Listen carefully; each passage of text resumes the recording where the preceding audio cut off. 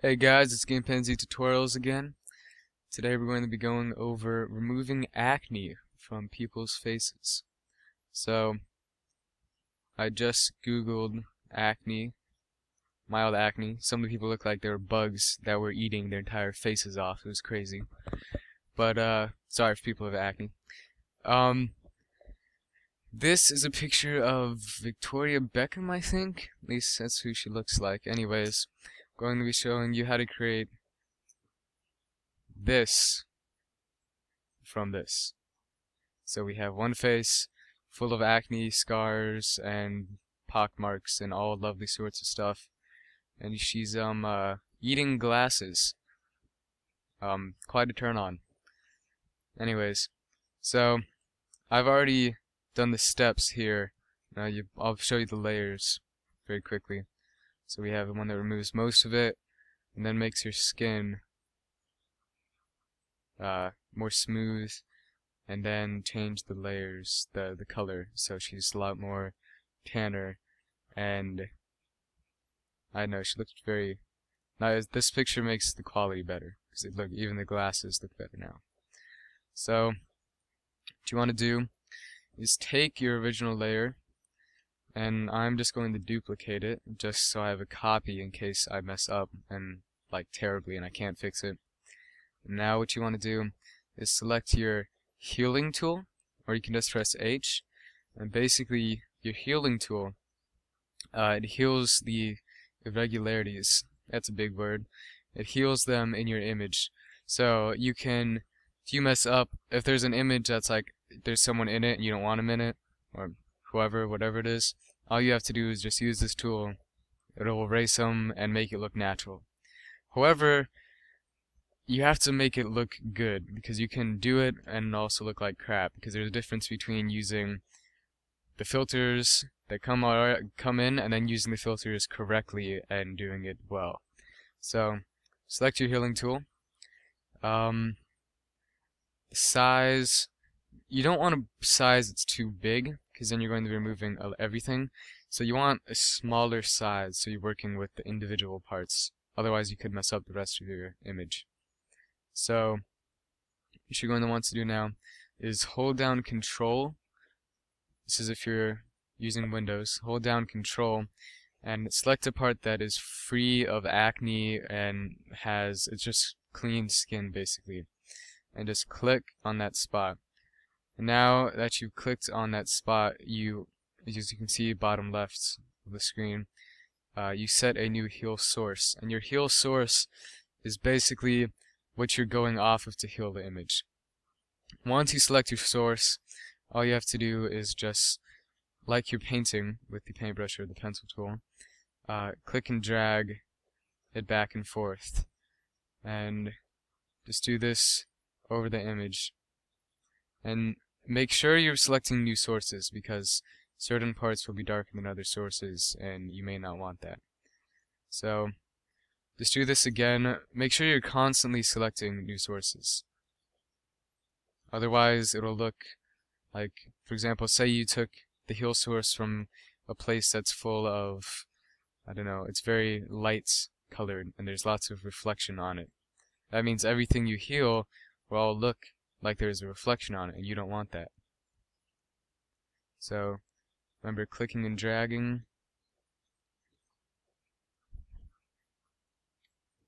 And you want this to look natural, so don't try to click and drag, for example, wrinkles, because you don't want to take out you don't want to have your heal source as a wrinkly place, because then it'll just look bad because you're just copying and replacing wrinkles on someone's face, just making more wrinkles, and that is not the objective here.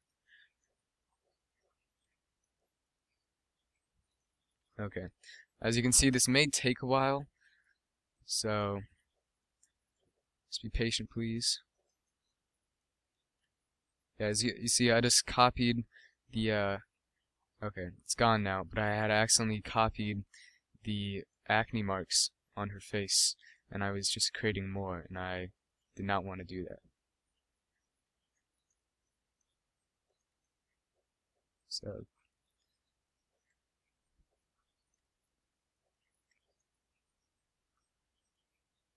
Okay, you can already see it's gotten a lot clearer since the original image, and it doesn't look like freaky weird, like an alien.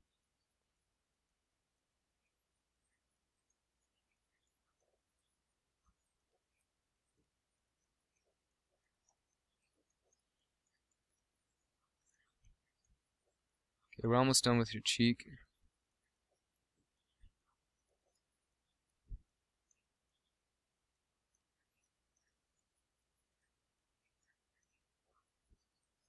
Okay, I'm gonna get this little part by the nose right here too, and underneath. Oops.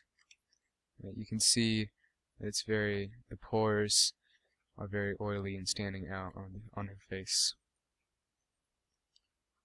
And we're just gonna get some of the neck. So just gonna be really quickly. There's not really any marks on the neck.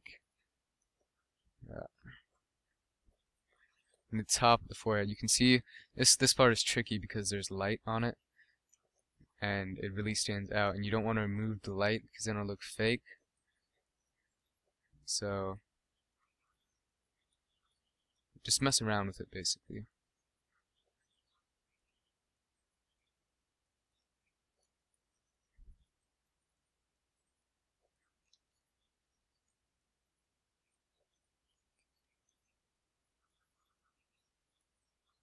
Okay, we've removed the majority of them, as you can see.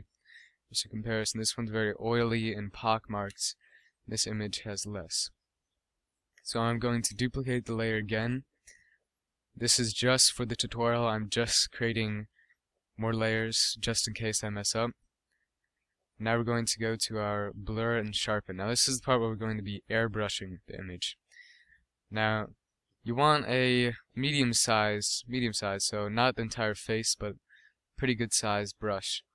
And make sure your rate is around 50. It should automatically start off at 50. And make sure your blur, it's on blur, not sharpen. You don't want to sharpen the image. We are airbrushing it so her skin is smoother. So just like the paintbrush and like earlier, but you don't have to do control, just click and just move your image around. Don't go over the image like her eyes or her lips, because you don't want to blur her lips, because that would just look weird. Now just keep on doing this for a little bit. You may need to change the rate at which you're blurring. The higher the rates, the more blurs, lower, less.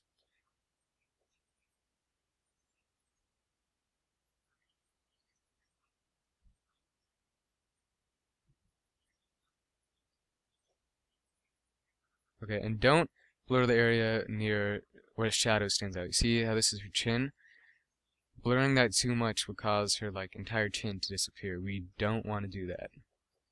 We want this to look as realistic as possible.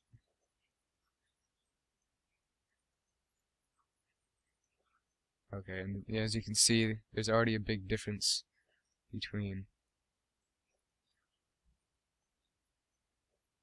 I'm just going to up it to 95. When you're blurring the image, don't blur it too much, because then it'll be fake looking. Because even on supermodels, they have really good skin wise, and it's really smooth looking. But they also have little irregularities here and there, so it looks more realistic. You don't want her to be like some plastic looking monster made out of like shiny material that bounces light off of it. Okay, here's comparison. This is the original image. This is the better one. I'm going to duplicate it again. Remember, you don't have to do that. I'm just doing it for the sake. Now go to curves. It's in colors, curves. I want to open it up. Now, this is a darkness and lightness curve, and you want it on smooth. You can change it to freehand, but that's if you've been experimenting with GIMP for a while. Wow, I can't talk. You're just going to want to here, I'll show you the difference. Near the top, if I drag it down, it drags down certain parts, but leaves other parts still out. So near the bottomest middle to it, you're going to want to drag down just a little bit, not too much. near the top. Just play around with it really until you get what you're looking for. And there you go. This quick run through of what just happened. We have the original image with acne on it. We remove the acne using the healing tool, which is in your toolbox options. Our next layer was a brushed over, basically just went over it with the blur tool.